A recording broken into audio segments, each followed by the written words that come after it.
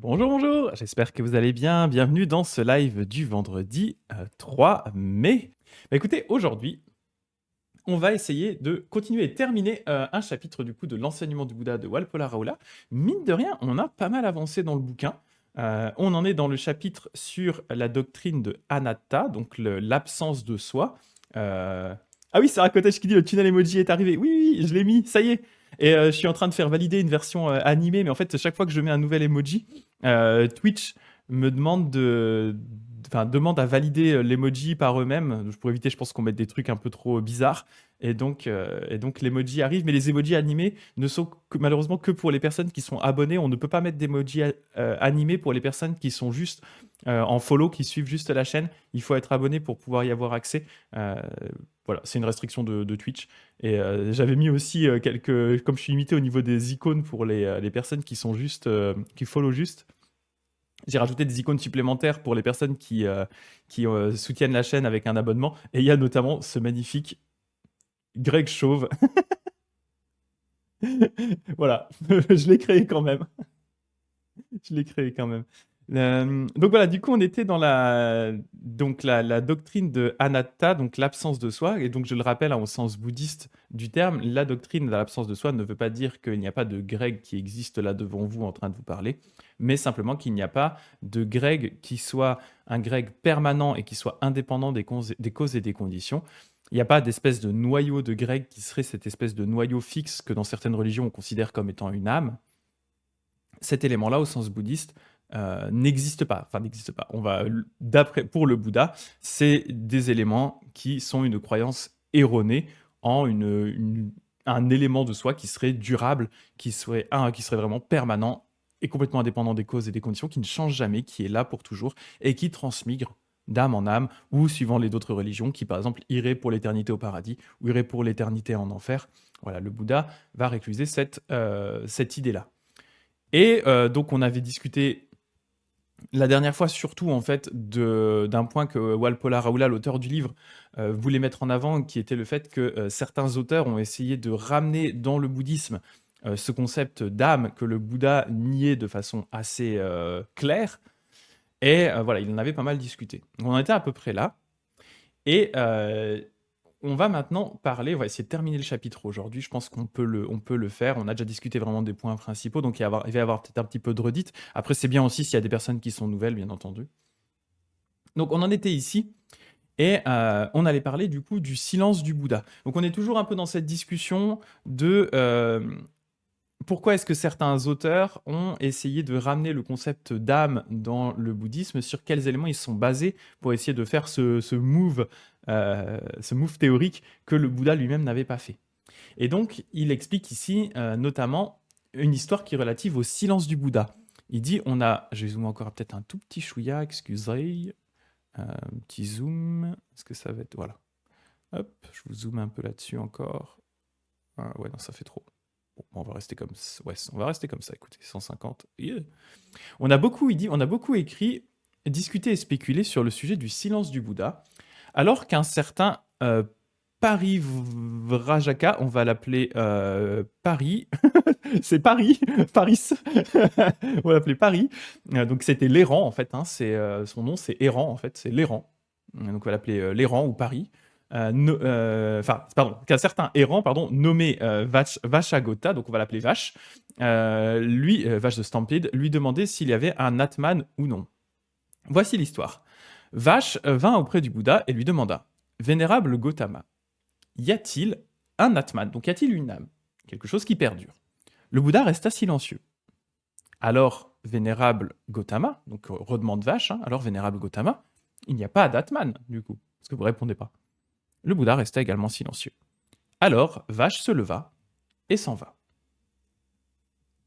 Donc, après le départ de l'errant, Ananda demanda au Bouddha pourquoi il n'avait pas répondu à la question de Vache. Le Bouddha expliqua sa position. Ananda, quand Vache l'errant m'a posé la question, c'est vraiment Vache de Stampede de Trigun pour ceux qui ont la ref. Donc, quand Vache l'errant m'a posé la question, Vénérable Gautama, y a-t-il un soi? Si j'avais répondu, oui, il y a un soi. Alors Ananda, cela aurait été se ranger du côté des reclus et brahmanas, donc des reclus et des religieux officiels de l'époque, qui soutiennent la théorie éternaliste. La théorie donc qu'il y aurait une âme qui perdure pour l'éternité, qui soit inchangeable. Donc clairement, il n'a pas voulu lui dire oui à cette question. Et Ananda, quand Vashleran m'a posé la question, Vénérable Gautama, alors il n'y a pas de soi. Si j'avais répondu, il n'y a pas de soi. Alors Ananda, cela aurait été se ranger du côté de ces reclus et brahmanas qui soutiennent la théorie annihiliste.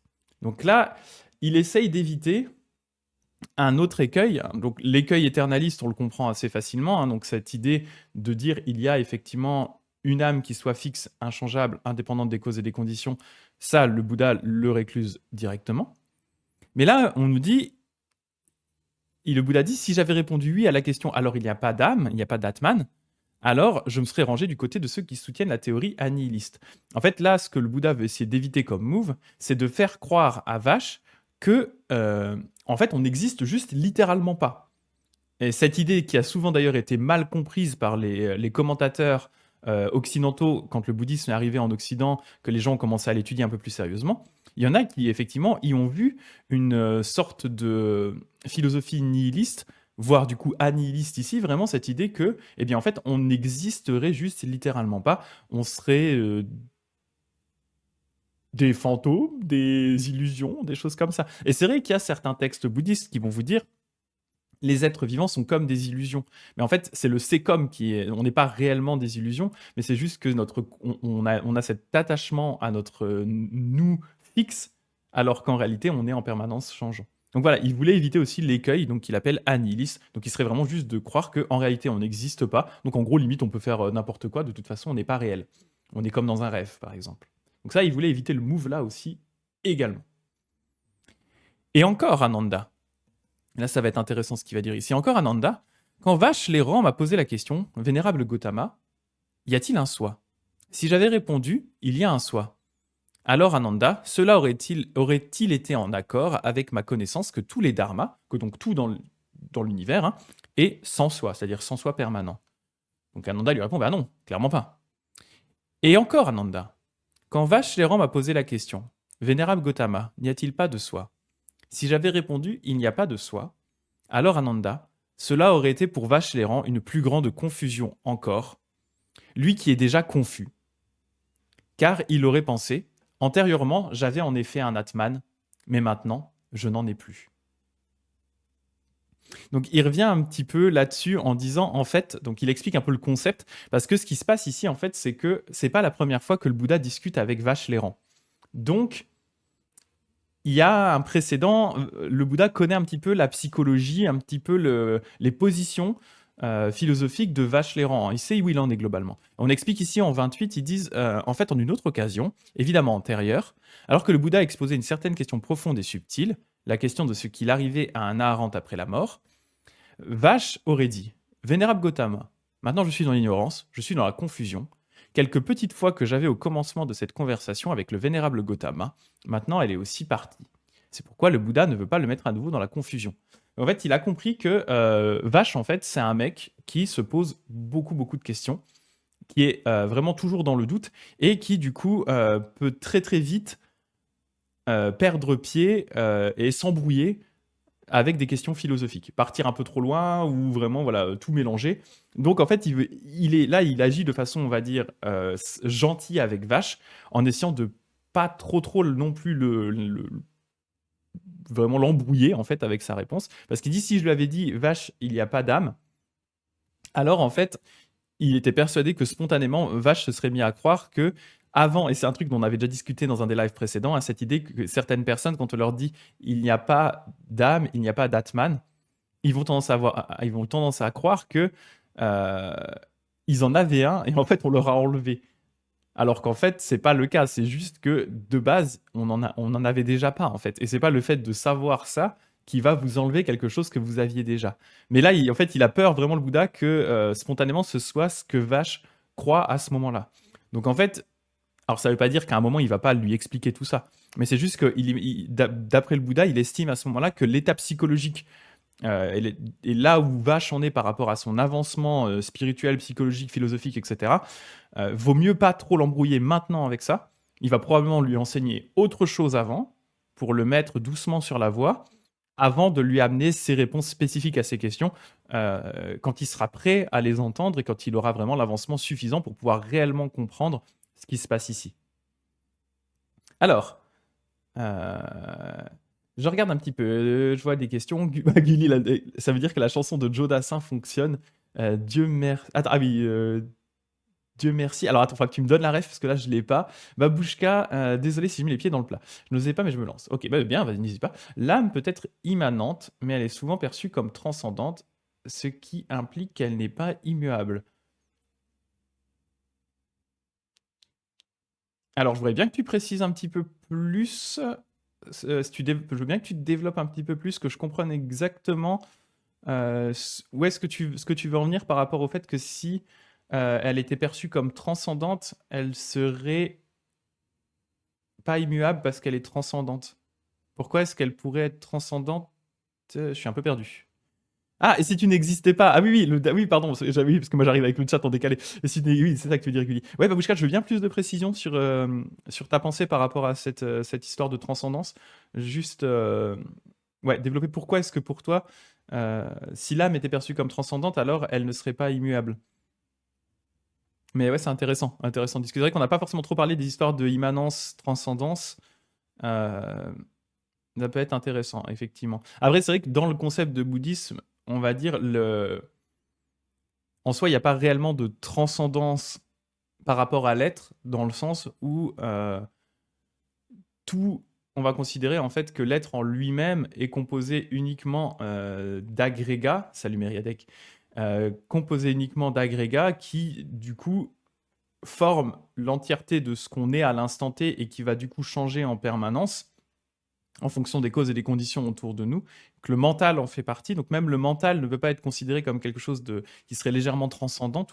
En fait, tout est très immanent d'une certaine façon dans le bouddhisme. Alors je regarde, oui, ça implique que le fait d'avoir une âme n'empêche pas d'évoluer ni d'être dépendant des causes et des effets. Enfin, je pense, oui, oui, oui, je vois ce que tu veux dire, ouais. Mais je vois ce que tu veux dire. Oui, l'âme dans le sens plus transcendantal de l'âme, effectivement. Ouais. Mais le Bouddha, lui, va vraiment comprendre ça comme étant l'âme au sens, une sorte de noyau dur, une sorte d'essentialisation de la personne, qui serait vraiment le noyau de l'essence de Greg, cette espèce de chose qui serait là et qui définit réellement entièrement ce qu'est un Greg, par exemple, ce qu'est un Greg, en dehors des causes et des conditions. Qu'est-ce qui fait que ce noyau-là, c'est un grec? Parce que du coup, en fait, pour le Bouddha, si cette chose, elle peut changer, alors on peut plus réellement considérer que c'est un noyau. Et en fait, lui, il va plus le comprendre comme étant un concept d'âme tel qu'il l'imaginait à ce moment-là. Dans ces cas-là, pour lui, ce serait autre chose, en fait. Pour lui, il associe vraiment l'âme à la permanence, en fait. Quelque chose, voilà, qui soit inchangeable.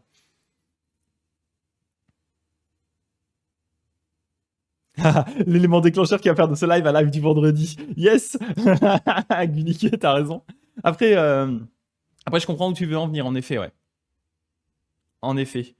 C'est Après, c'est aussi lié du coup à la conception hindouiste de l'époque, hein, qui serait du coup vraiment cette idée que tu as un noyau qui transmigre de vie en vie et qui du coup reste tel quel et ensuite ben, se développe, mais il y a toujours ce noyau qui est là en fait.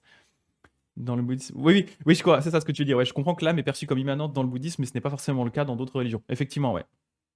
Effectivement. Ouais, effectivement. Et du coup, c'est intéressant effectivement de voir ça. Parce qu'en fait, je pense que la position du bouddhisme par rapport à ça, en tout cas la position du Bouddha, va venir plutôt du fait que euh, le Bouddha, en fait, d'une certaine façon, est assez matérialiste sur certains points. C'est-à-dire qu'il va vraiment demander à ses disciples, en fait, d'observer les choses, en eux, hein, principalement, et regarder s'ils arrivent à voir quelque chose qui soit permanent en fait. Quelque chose qui soit en dehors aussi des agrégats qu'on a définis hein, dans j'allais dire le cours, ce n'est pas un cours, le live sur les agrégats, qui était assez compliqué.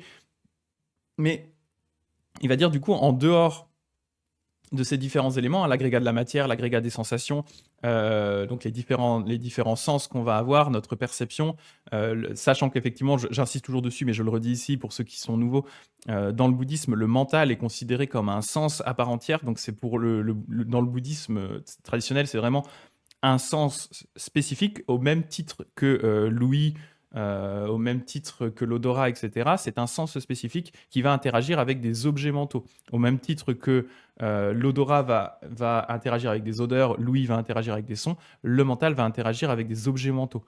Donc en fait, pour le Bouddha, en fait, il va demander d'observer ces éléments-là et il va dire, bah voilà, est-ce que parmi tous ces éléments-là qui vous constituent, est-ce que vous observez quelque chose qui soit permanent ou non? Et les gens, en fait, en général, en faisant ça, vont se rendre compte qu'effectivement non, parce qu'on n'arrête pas de changer.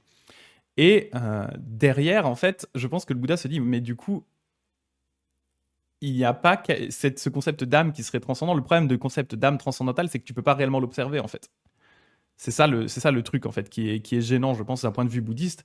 C'est que, par définition, si c'est transcendant, c'est en dehors de toi. Et donc, tu ne peux pas réellement observer, tu ne pourrais pas observer ton âme qui serait, si elle est transcendante, tu ne peux pas réellement l'observer telle qu'elle, en fait. Mais voilà un peu l'idée. Je m'exprime peut-être pas forcément très bien dessus. Après, là, c'est aussi mes propres limites, dans le sens où je ne suis pas un spécialiste des autres religions, donc j'ai pas non plus étudié en détail le concept d'âme tel qu'il peut être perçu, par exemple, dans le christianisme ou dans d'autres religions. Où effectivement, peut-être que là, ça m'apporterait un peu plus de billes pour pouvoir discuter de ce point-là aussi. Et je suis d'accord avec ce que tu dis, Babouchka, notamment dans le christianisme, le peu que j'en sais, effectivement, c'est quand même cette idée que la destination de ton âme va être dépendante du coup de ce que tu as fait dans ta vie. Et donc, cette âme que tu as, qui est quand même du coup une certaine forme d'essence de ce que tu es, est quand même du coup dépendante des causes et des conditions, dans le sens où c'est de par tes actions que tu vas teinter ton âme et que ton âme, en fonction de la teinte qu'elle va avoir d'une certaine façon, si tu as été bon ou si tu as été mauvais, elle va aller au paradis ou en enfer, effectivement.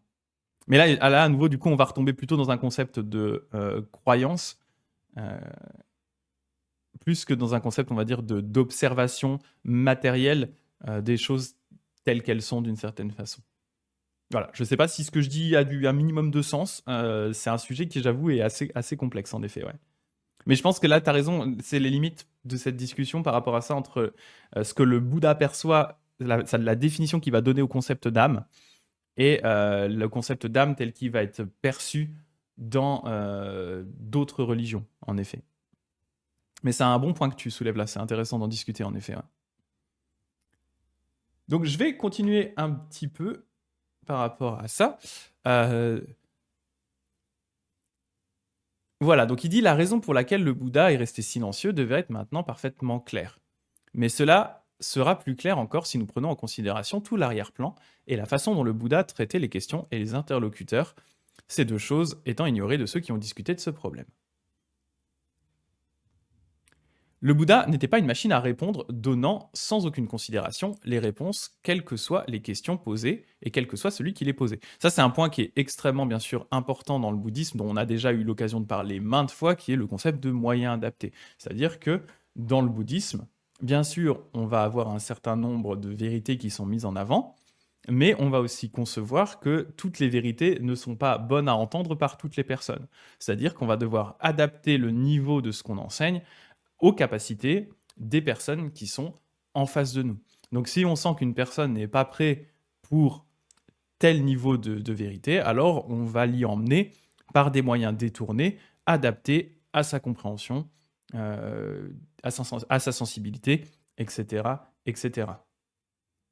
Et bah, je dis si, je comprends, c'est plutôt une remarque dans la philosophie. Ouais, mais c'est important, c'est intéressant parce qu'effectivement, je trouve que ça montre aussi la différence de contexte culturel qu'il y a effectivement entre l'Occident et entre guillemets l'Orient de cette époque-là, et puis surtout entre ce qu'on va avoir avec le christianisme, l'âme au niveau vraiment purement chrétienne, et effectivement ce qu'on a dans le bouddhisme. C'est un point qui est effectivement intéressant à discuter. Ouais.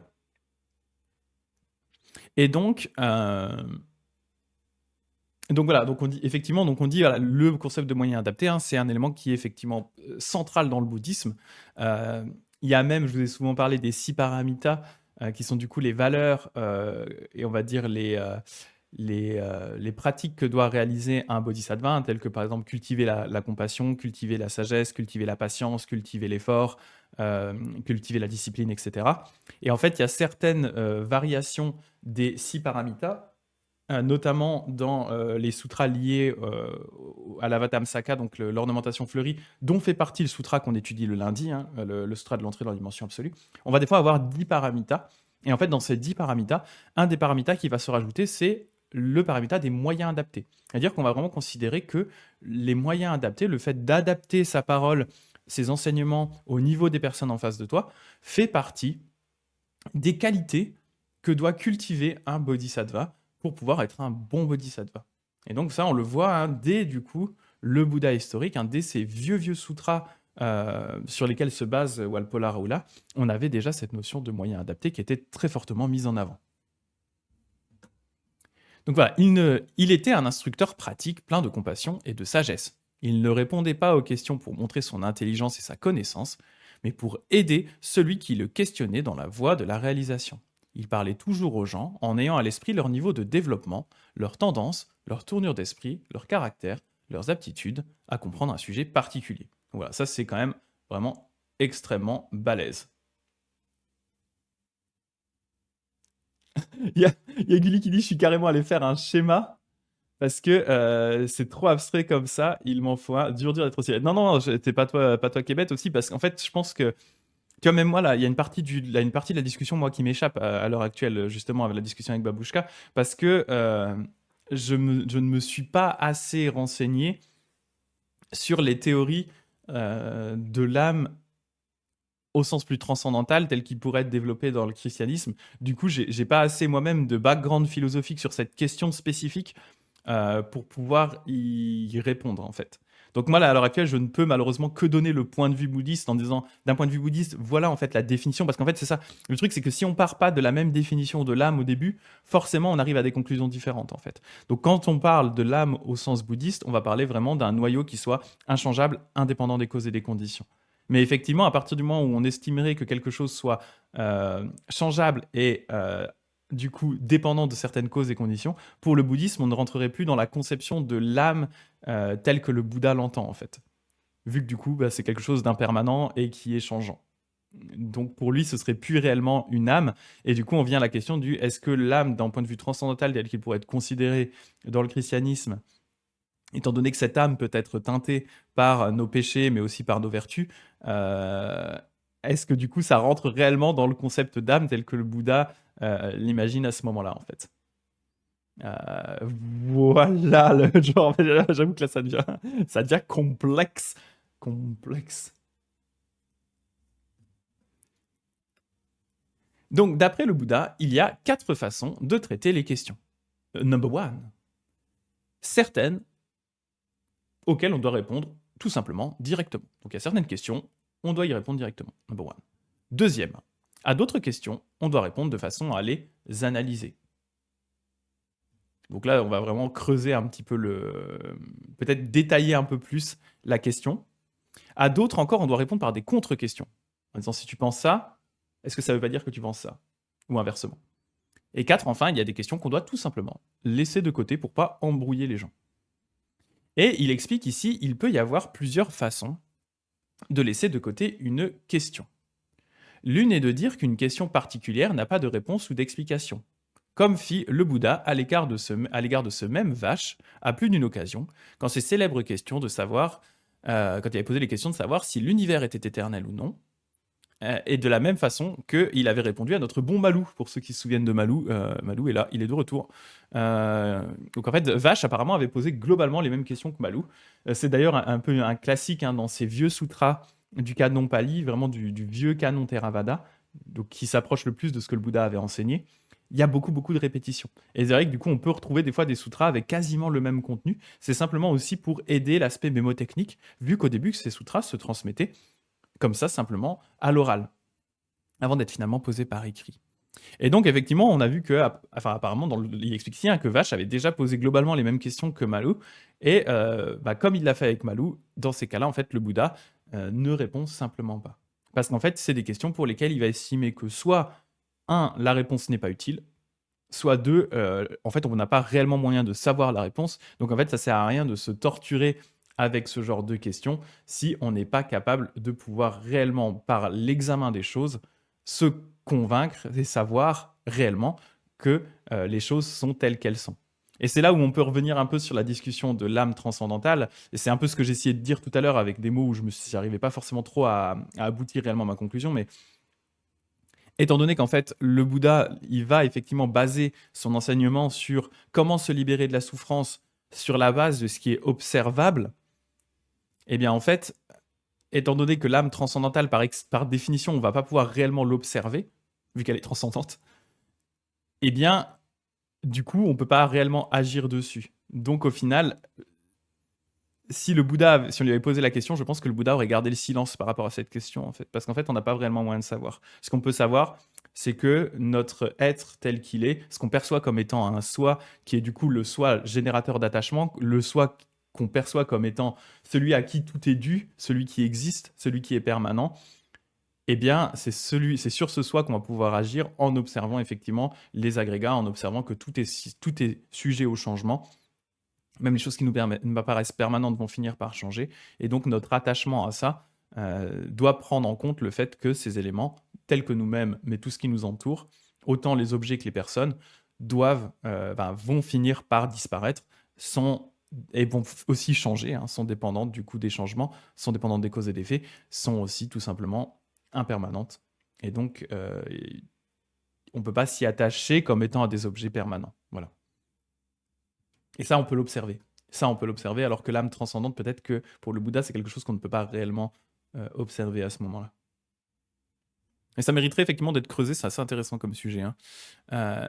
Mais il ne pouvait pas agir ainsi en ce qui concerne la question de savoir s'il y avait un Atman. Donc là, ce qu'on disait juste avant, c'est qu'il y a des questions auxquelles le Bouddha ne répond juste pas, tout simplement parce que pour lui, il n'y a pas réellement de réponse. C'est juste parce que soit la réponse n'est pas du tout utile, soit réellement, on n'en sait rien, on n'a pas vraiment moyen de le vérifier. Donc autant ne pas répondre à une question, quitte à dire justement pour éviter de dire des bêtises, sachant qu'on ne peut pas vérifier. Mais il ne pouvait pas agir ainsi en ce qui concerne la question de savoir s'il y avait donc un Atman, on va dire au sens bouddhiste, hein, du coup pour rester dans ce thème-là, un Atman plus immanent, ou non, parce qu'il l'avait déjà discuté et expliqué. Donc clairement, s'il garde le silence par rapport à Vache, c'est pas parce qu'il n'a pas la réponse à cette question, mais c'est pour autre chose. Il ne pouvait pas dire « il y a un soi », parce que cela aurait été contraire à sa connaissance que tous les dharmas sont sans soi. Donc en fait, que toutes les choses sont sans soi, donc que toutes les choses sont sans quelque chose de permanent et indépendant des causes et conditions.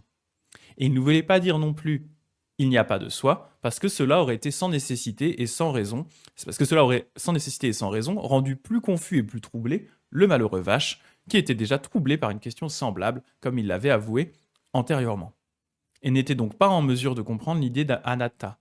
Donc laisser de côté cette question pour l'instant en restant silencieux était le moyen le plus sage d'agir dans ce cas particulier. Donc ça, c'est un point que je trouve vraiment assez stylé avec le Bouddha, hein, qui devrait me servir d'exemple également, servir d'exemple à beaucoup de monde, mais à moi également. Hein. Cette idée qu'en fait, on voit tout de suite que le Bouddha, en fait, il n'est pas là pour étaler sa science. Ça, c'est vraiment balèze. Hein. Il n'est pas là, en fait, pour faire le malin et montrer qu'il connaît à tout le monde. Bien sûr, il a atteint un certain niveau de réalisation, il a atteint un certain niveau de connaissance, mais s'il estime que ce qu'il s'apprête à dire à quelqu'un va être plus néfaste que bénéfique, même si c'est la vérité, alors il ne lui dit pas tout de suite, ou il ne lui dit juste pas. Mais il va amener la personne doucement à comprendre en partant du point où elle est. Mais voilà, s'il se dit, là, si je lui dis ça, il va partir en vrille, alors il vaut mieux pas lui dire en fait. Et donc on voit vraiment là le côté compatissant du Bouddha, mais aussi le côté vraiment très sage du Bouddha qui n'est pas là pour voilà, étaler sa science hop là, sur une tartine, là, tac, tac, tac. Il n'est pas là pour étaler sa science, il est là vraiment pour aider les gens au mieux de ses capacités. Et donc ça vraiment nécessite de prendre en considération l'état psychologique, l'état mental, l'état d'avancement spirituel, l'état d'avancement philosophique des gens. Donc ça c'est un truc que je trouve vraiment très très cool. Et il faut que ça me serve d'exemple aussi à moi. Hein. Quand je sais pas répondre à une question, il faudrait mieux des fois que je me taise plutôt que je dise des bêtises. Peut-être. Et il ne faut pas non plus oublier que le Bouddha connaissait déjà Vache depuis longtemps. Ce n'était pas la première fois que cet errant interrogateur venait le voir. Le maître sage et plein de compassion pensait souvent à ce chercheur confus et lui montrait de sa considération. Il y a de nombreuses références dans les textes palais à ce même Vache l'errant et au fait qu'il se rendait souvent auprès du Bouddha et de ses disciples et leur posait encore et encore les mêmes sortes de questions qui le tourmentaient et l'obsédaient. Le silence du Bouddha semble avoir eu plus d'effet sur Vache que toute autre discussion ou réponse éloquente. Effectivement, Vache, ça a l'air d'être vraiment le mec qui est paumé philosophiquement et qui vient voir le Bouddha en lui posant toutes les questions possibles, en disant Maître, au secours, je m'embrouille et tout ça. On sent que c'est le mec, ça carbure dans sa tête et il a du mal à se poser sur quelque chose de fixe à un moment. Et donc, bah, pour ça, le Bouddha, du coup, de temps en temps, va juste pas lui répondre en le laissant un petit peu mouliner ou surtout pour éviter peut-être de remettre du grain dans son moulin ou éviter de remettre des pièces dans le jukebox. Euh, voilà, pour essayer de calmer peut-être un petit peu Vache qui a l'air de penser, d'avoir un cerveau qui pense vraiment beaucoup, beaucoup, quoi. Un cerveau qui tourne vite, le Vache. Et donc, il continue avec ça en disant certains prennent le soi pour ce qui est généralement appelé esprit ou conscience. Mais le Bouddha dit qu'il vaut mieux qu'un homme considère son corps physique, bah tiens, on arrive un petit peu à la discussion avec Babouchka aussi là, hein, son corps physique comme soi plutôt que l'esprit, la pensée ou la conscience. Parce que le premier semble plus solide que ceci, parce que l'esprit, la pensée ou la conscience changent constamment, jour et nuit, plus rapidement que le corps.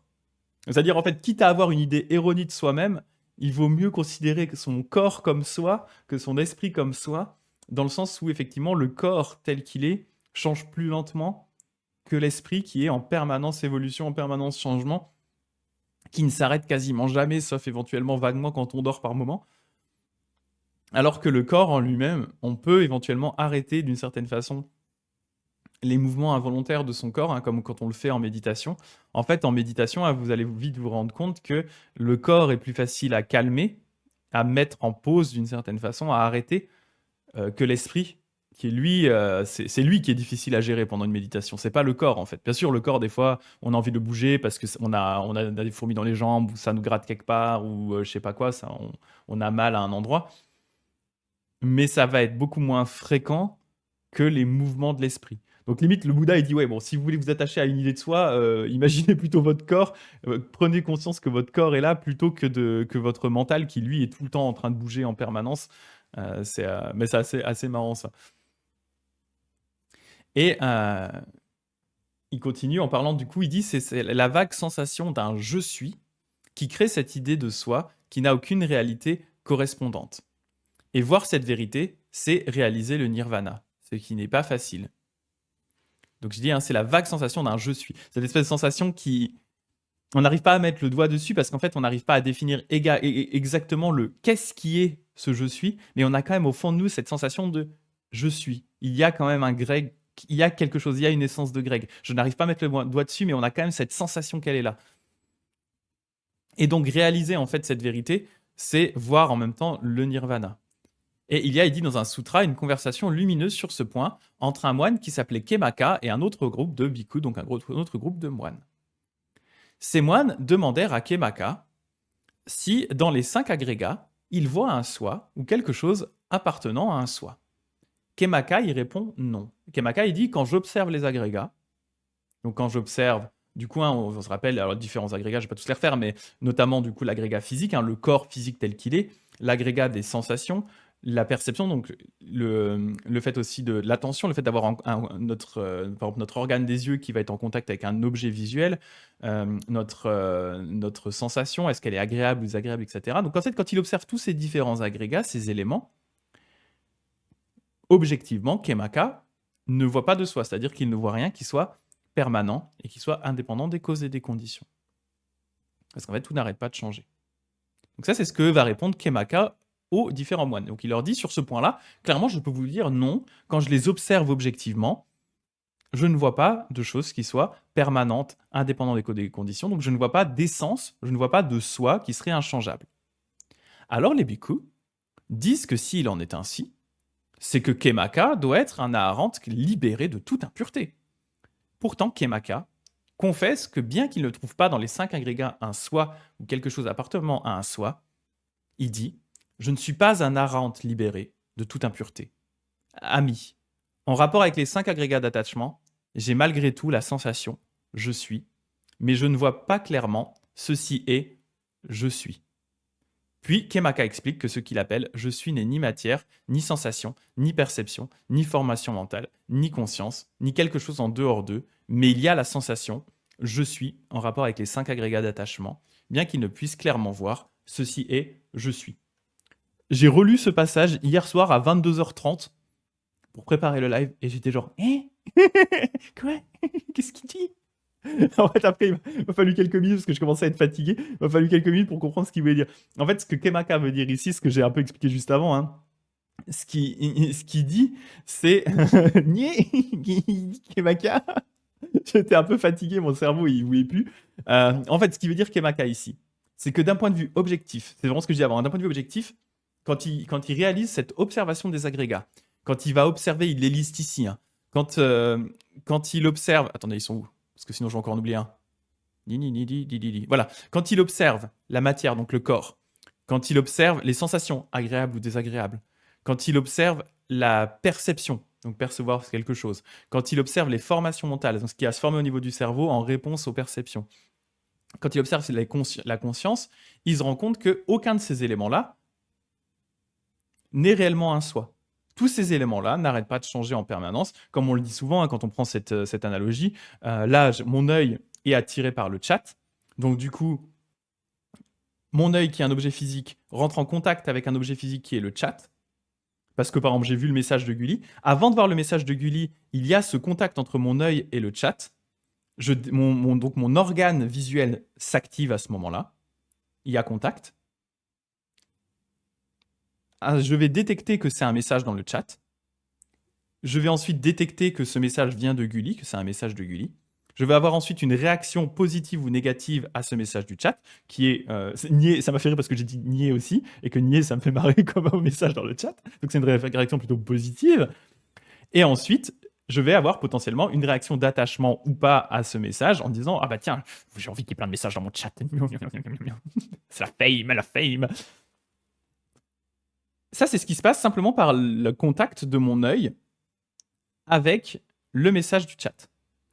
Si là, derrière, mon œil est attiré par quelque chose d'autre, alors j'ai une nouvelle sensation visuelle et je vais ensuite continuer avec cette sensation visuelle. Si ensuite, j'ai par exemple là, j'ai ma main qui a touché ma souris parce qu'il faut que je bouge des trucs sur l'ordi, alors à ce moment-là, c'est la sensation de toucher qui prend le dessus, etc., etc. Donc en fait, ce que fait Kemakha ici, c'est que quand il observe le monde et lui-même de cette façon-là, il voit qu'effectivement, tout est sujet au changement, que les agrégats ne font que s'activer les uns après les autres, les sens ne font que s'activer les uns après les autres, aucun ne reste permanent. Là, ça me gratte, bah voilà, hop, ça me gratte, j'ai une sensation de grattage, je gratte, j'ai plus la sensation de grattage, je vois le chat, je vois l'écran, j'entends le son de la résonance de mon propre casque, tous ces éléments-là s'activent les uns après les autres. Donc, objectivement, Kemakha, quand il observe ça, il se dit « je suis incapable de trouver une essence qui soit permanente et inchangeable. Je ne suis effectivement qu'un composé d'agrégats qui n'arrête pas de changer en permanence. » Donc objectivement, je suis d'accord avec ça.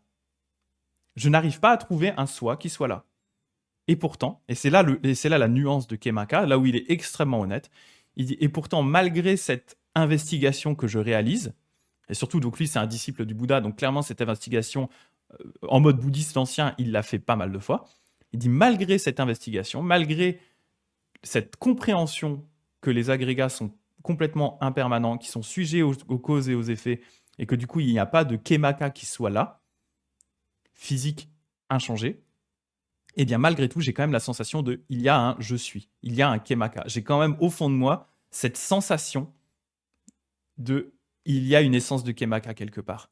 Et il dit hein, c'est ce qu'il expliqua, il dit donc voilà, il dit par rapport aux 5 agrégats, j'ai la sensation, je suis, mais je ne vois pas clairement ceci et je suis. C'est-à-dire qu'il ne peut pas mettre le doigt par son analyse détaillée des agrégats, il ne peut même pas mettre le doigt sur ce suis, sur ce je suis, sur ce soi qui serait justement permanent. Et pourtant, malgré le fait qu'il n'arrive pas à le mettre dessus, il a quand même cet attachement à un soi. Il n'arrive pas à enlever cette sensation de malgré tout, il y a une essence de Kemakha qui est là. Et il dit voilà, Puis Kemakha explique que ce qu'il appelle je suis, c'est donc ni la matière, sensation, perception, formation mentale, conscience, ce ne sont pas les agrégats, mais quelque chose qui soit en dehors d'eux parce qu'il n'arrive pas à le voir. En regardant en dehors des agrégats, il ne voit pas de Kemakha. Là, on rejoint un peu cette idée d'âme qu'on a discuté avant, âme au sens plus chrétienne. En observant autour de lui, il ne voit pas d'âme transcendante, donc il ne voit rien qui serait Kemakha. Pourtant, il n'arrive pas à se détacher de cette idée de ceci est, je suis. Voilà. Mais il a la sensation, je suis. Il a pourtant la sensation que ces agrégats, ces 5 agrégats en fait, ont quand même une essence quelque part de Kemakha, mais il n'arrive pas à mettre le doigt dessus. Et c'est pour ça qu'il dit, les gars, je ne suis pas un arhante. C'est-à-dire que je vois ce que dit le Bouddha, je comprends ce que dit le Bouddha, mais malgré tout, j'ai quand même au fond de moi cet attachement à un je suis qui est là. Et ça, on en avait un tout petit peu discuté, je ne vais pas rentrer dans le détail fortement, mais c'est parce que ça va être mis, cet élément-là va être discuté dans les formes de bouddhisme un petit peu plus tardives, notamment dans l'école qui s'appelle Hosso au Japon, Fazang en Chine, comment elle s'appelle, j'ai oublié. Ah enfin bref, l'école en tout cas qu'on va appeler de la conscience seule, donc consciousness only, qui, cette école-là, en fait, va donc mettre en avant le fait qu'il y a plusieurs consciences au-delà de ce qu'on voit habituellement, donc nos différents sens. Et notamment, il y a une espèce de conscience subtile qui crée cet attachement au soi, qui crée cette espèce de... qui va prendre justement ces agrégats impermanents et qui va en fait les cristalliser dans une sensation de soi. Et c'est ce on va appeler la conscience qui s'appelle mana, et qui est ce que ressent actuellement Kemakha. C'est-à-dire qu'il a beau faire cette investigation détaillée, il ressent quand même au fond de lui qu'il y a un Kemakha, il y a une essence de Kemakha, mais il est incapable de pointer ça. Donc il dit, c'est comme l'odeur d'une fleur, qui n'est ni l'odeur des pétales, ni celle de la couleur, ni celle du pollen, mais juste l'odeur de la fleur. De plus, Kemakha explique que même une personne qui a atteint les premières étapes de la réalisation conserve encore cette sensation de « je suis ». Mais plus tard, quand elle a encore progressé, cette sensation « je suis » disparaît elle aussi. De même que l'odeur chimique d'une étoffe fraîchement lavée disparaît après un certain temps quand elle a été rangée dans un coffre. De même que cette magnifique robe de moine finira par perdre l'odeur de l'encens qui est imprégnée dedans si je la laisse dehors trop longtemps. Cette discussion fut si utile et si lumineuse pour eux qu'à la fin de celle-ci, dit le texte, tous, y compris Kemakha lui-même, devinrent des arhantes libérés de toute impureté, s'étant enfin débarrassés de cette sensation du « je suis ». Voilà.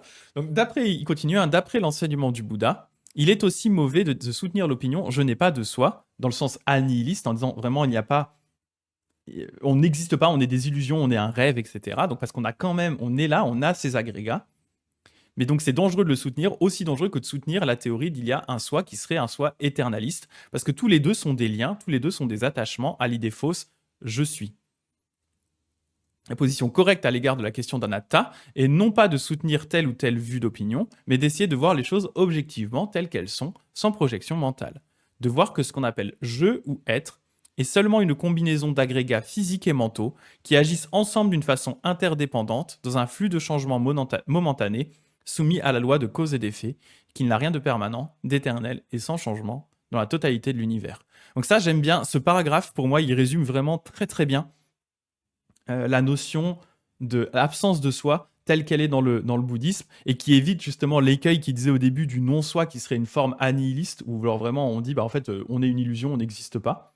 Donc c'est vraiment ça, je vais le relire une fois parce que je trouve que c'est vraiment vraiment bien foutu. La position correcte à l'égard de la question d'anatta, non pas de soutenir telle ou telle opinion, mais d'essayer de voir les choses objectivement telles qu'elles sont, sans projection mentale. Et là, surtout ce paragraphe, de voir que ce que l'on appelle je ou être est seulement une combinaison d'agrégats physiques et mentaux qui agissent ensemble d'une façon interdépendante dans un flux de changements momentanés, donc ils n'arrêtent pas de changer, soumis à la loi de cause et d'effet, qu'il n'y a rien de permanent, d'éternel et sans changement dans la totalité de l'existence de l'univers.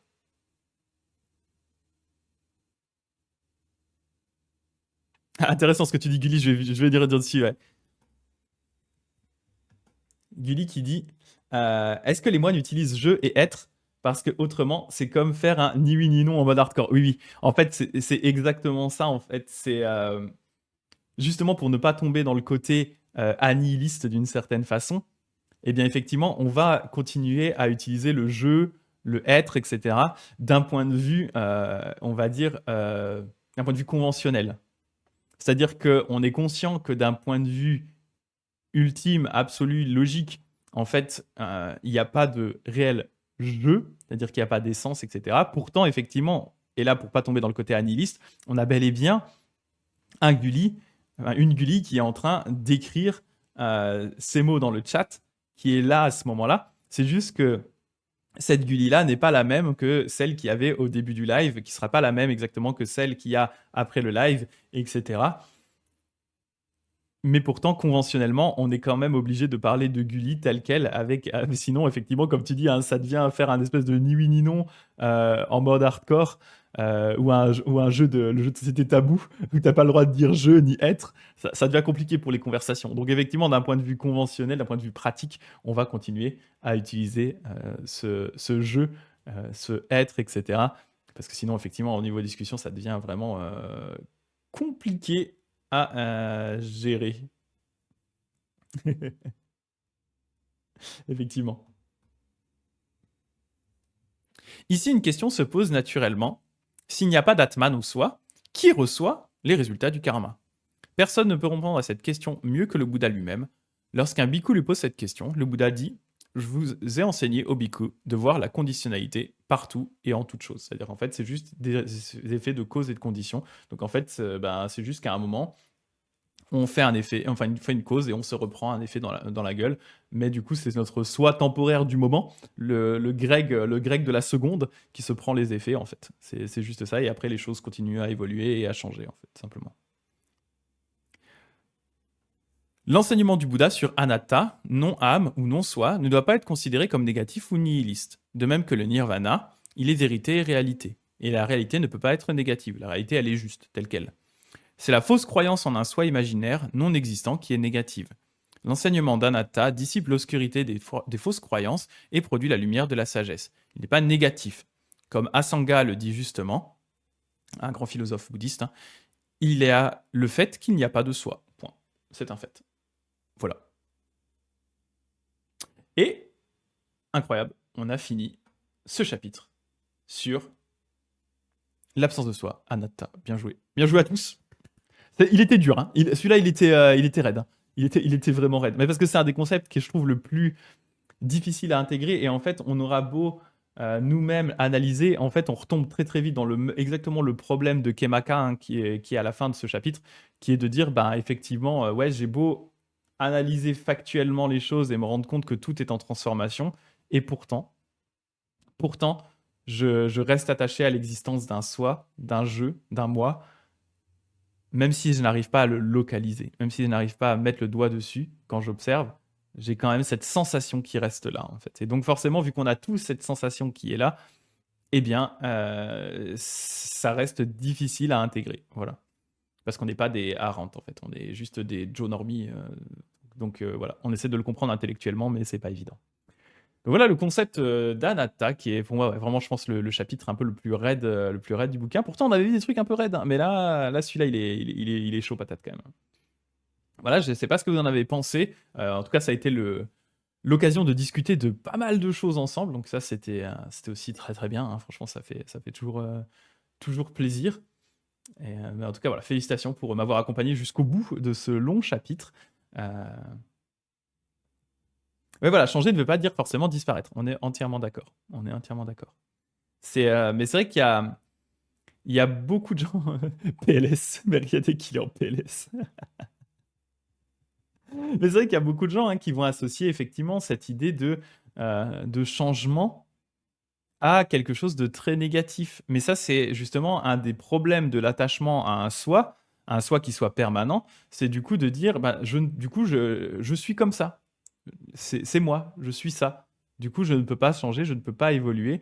Donc, on reste en fait d'une certaine façon assis sur nos positions et on ne va pas essayer d'évoluer, essayer de changer. Pareil, on va considérer que les changements du monde sont une mauvaise chose parce que du coup, le monde doit être tel qu'il a toujours été, ce qui est faux vu que le monde est en permanent changement. Mais vous voyez bien tout de suite tous les problématiques et aussi le type de positionnement, alors là je vais un peu dépasser mon cadre, mais le type de positionnement idéologique qui peut arriver assez fortement et être issu assez fortement d'une croyance en un soi qui soit fixe, une croyance en une culture qui soit fixe, une croyance en une religion qui soit fixe. Vous voyez tout de suite, enfin je pense, sans que j'ai forcément besoin d'aller beaucoup plus loin, ce que ce type de compréhension du monde et de soi peut amener comme positionnement idéologique et politique.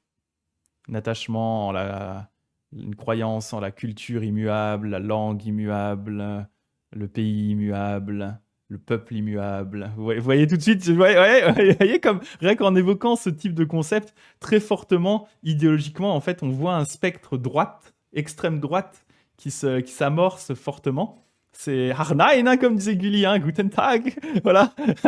tu l'as amorcé, Gulli, avec l'allemand au début de la session, là. Mais vous voyez, hein. Vous voyez les problématiques que ça peut vite créer, en fait. C'est... voilà. Le changement, c'est pas mal, en fait. Parce que c'est avec le changement qu'on continue à faire évoluer la société, en fait. Ouais. S'attacher à une image permanente de la culture, du pays, du peuple, etc., c'est extrêmement, extrêmement dangereux, en fait. Parce qu'en fait, ça se base dès le départ sur une idée qui est fausse. Et donc, par définition, ça va mal se passer, quoi. Vu qu'on part d'un postulat faux, on arrive à des conclusions fausses. Et voilà. C'était mon petit passage. L'extrême droite, c'est mal, mais voilà. Je vais peut-être un petit peu dépasser du cadre, mais je trouve que c'est intéressant d'en discuter, mine de rien, en fait. Malgré tout. Voilà. Bah écoutez, félicitations encore pour être arrivé au bout de ce chapitre-là. Le chapitre d'après, alors je disais, je vais le relire avant de voir si on le fait ou pas. Méditation ou culture mentale, mais je pense que c'est quand même intéressant de le voir. On va retrouver un petit peu des éléments de méditation qu'on pratique aussi ensemble. Mais c'est aussi intéressant de voir parce qu'il explique les différents types de méditation suivant le bouddhisme. Donc ça peut être sympa. Alors, je pense vraiment qu'on va le faire. Le chapitre n'est pas si long que ça. Je pense qu'on peut facilement le faire en 2 sessions, probablement. Donc je pense on va en discuter, et ça va être sympa. Et puis ce sera peut-être un peu moins prise de tête, qu'on va dire, que ce chapitre qu'on a pu voir là ensemble.